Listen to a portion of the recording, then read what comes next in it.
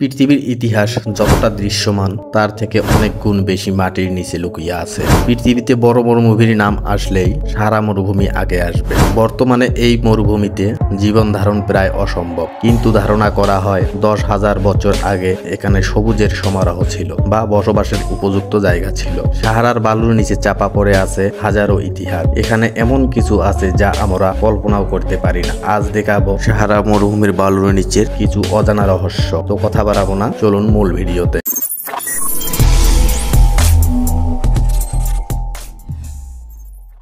1965 সালে সাহারা মরুভূমির উপর দিয়ে একটি স্পেসক্রাফট উড়ে যাচ্ছিল। হঠাৎ তাদের চোখ আটকে যায় মাটির নিচের দৃশ্য দেখে। তারা দেখতে পায় মানুষের চোখের মতো একটি স্ট্রাকচার। ওই এয়ারক্রাফটে দুজন নভোচারী ছিল, তাদের নাম জেমস ম্যাকডোভেট ও এডওয়ার্ড হোয়াইট। এটি মানুষের চোখের মতো স্ট্রাকচার ছিল। এটি লম্বায় 265 কিলোমিটার ও প্রস্থে ছিল 70 কিলোমিটার। এটি টোটাল 18,500 স্কোয়ার কিলোমিটার, অর্থাৎ এটিতে 60টি ঢাকা শহরের দৈর্ঘ্যের সমান। আই স্ট্রাকচার শুধু স্পেসক্রাফট থেকেই দেখা যায়। এই স্ট্রাকচারকে আই অফ দ্য সাহারা অথবা রিসর্ট স্ট্রাকচার বলে। এটিকে দেখলেই মনে হবে এখানে কোনো বড় অ্যাস্টেরয়েড আঘাত করে, কিন্তু বিজ্ঞানীরা আজ পর্যন্ত এখানে কোনো অ্যাস্টেরয়েড বিস্ফোরণের আলামত খুঁজে পায়নি। সাহারার মাঝে এই নিখুঁত আকৃতি কিভাবে তৈরি হলো আজও বিজ্ঞানীদের কাছে এক রহস্য হয়ে আছে। তবে প্রাচীন যুগের হারিয়ে যাওয়া শহরগুলোর মধ্যে আটলান্টিক সিটির সাথে এর কিছুটা মিল পায়।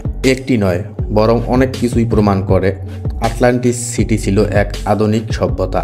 আটলান্টিস সিটির ভিতরের শহরগুলো রিং আকৃতির, যা একটির সাথে অন্যটির ব্রিজের সাহায্যে সংযুক্ত করা হয়, আর এর নিচ দিয়ে জল বয়ে যেত। তবে বিজ্ঞানীরা এখন পর্যন্ত এটি স্পষ্ট করে বলতে পারেনি এটি আটলান্টিস সিটি ছিল।